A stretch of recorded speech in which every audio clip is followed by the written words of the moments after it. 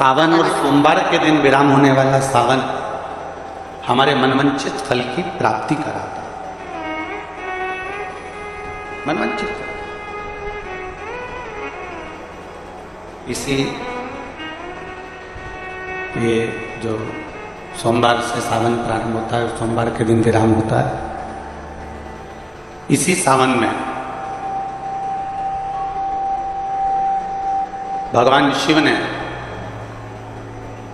अघोर अस्त्र धारण किया। इसी सावन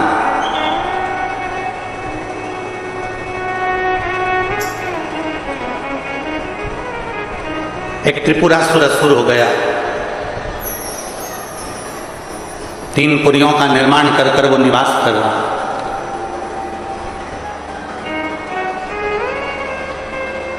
बड़ा विचित्र है वो।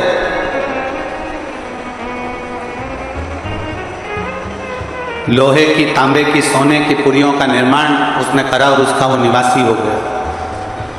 उसमें वो निवास कर रहा।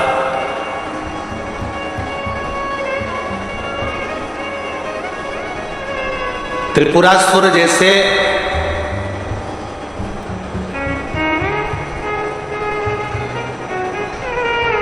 एक असुर का संहार कर कर भगवान शिव जी का नाम त्रिपुरारी हो गया।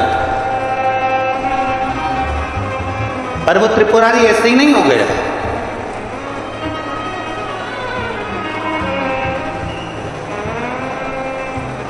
बहुत सावन आते हैं, सारे सावन आते हैं। हर वर्ष सावन का महीना आता है, हर वर्ष श्रावण का सोमवार भी आता है, हर वर्ष प्रदोष भी आती है, हर वर्ष शिवरात्रि भी आती है सावन की, हर वर्ष अष्टमी भी आती है, छठ भी आती है, सब तिथियां आती हैं।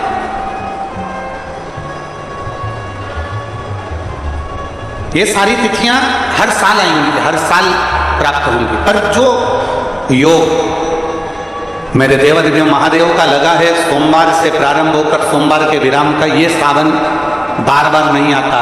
ये सावन इतनी जल्दी नहीं आता।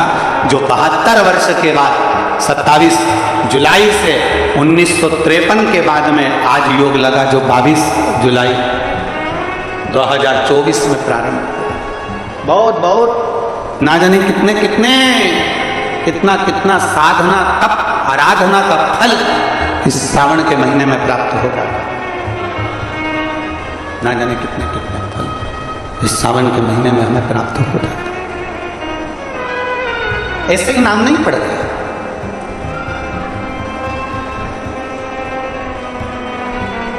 और भिराई के इस्पात नगरी के सभी श्रोता भाई बहनों से कहूंगा कि इसीलिए हम आपको बार बार कह रहे हैं कि आप किस्मत वाले हो, आप भाग्यशाली हो। क्यों बार बार बोल रहे हैं? क्योंकि उसका एक ही कारण है कि 72 साल बाद ऐसा सावन आया और उस सावन में आपको शिव महापुराण की कथा श्रवण करने का सौभाग्य। मैं श्री दया सिंह जी को और उनकी जो समिति है बोलबम सेवा कल्याण समिति, मैं दया सिंह जी आपको भी धन्यवाद देता हूं कि लखनऊ की कथा पंडाल में पानी भराया और पूरे पंडाल में घुटने घुटने कीचड़ हो गया और वो कथा कैंसिल हुई। और आपके पास एक लिस्ट होती है जिसमें लिखा होता है कि तत्काल जो कथा लेना चाहता है उसकी लिस्ट में आपका नाम था और आपको पहले ही फोन लगा था और आपने उसको स्वीकार करा। हम तो कहते हैं कि भाग्य से ये 72 वर्ष बाद ऐसा तो सावन मिला और उसमें भी शिव महापुराण की कथा। धन्यवाद, साधु, बहुत बहुत साधु, कृपा शिव की।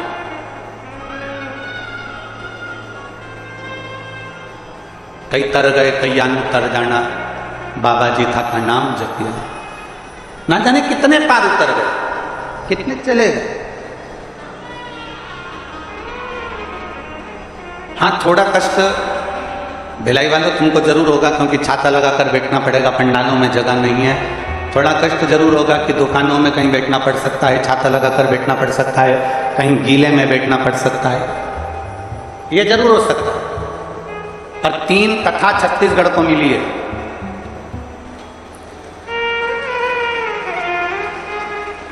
आप भिलाई नहीं पहुंच सकते, अपने पास की कथा में पहुंचो, वहां नहीं पहुंच सकते उसके पास की कथा में पहुंचो, पर कथा का लाभ जरूर। यही सावन का महीना, सोमवार से सोमवार तक का, यही श्रावण। एक त्रिपुरासुर असुर हो गया, 3 पुरियों का निर्माण में वो रहता, 3 पुरियां को बनाकर वहां निवास करता, किसी से नहीं मरता। भगवान नारायण ने प्रयास करा कि इस त्रिपुरासुर का वध कर दूं, पर नहीं।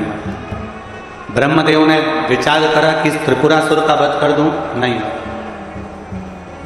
आखिरी में खबर गई भगवान देवादिदेव महादेव के पास, भगवान शिव जी के पास।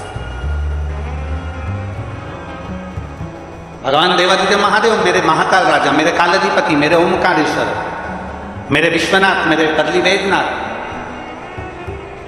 मेरे वैद्यनाथ, ओगड़दानी, मेरे केदारेश्वर, भगवान शिव विराजमान थे, नेत्रबंद थे भगवान शिव।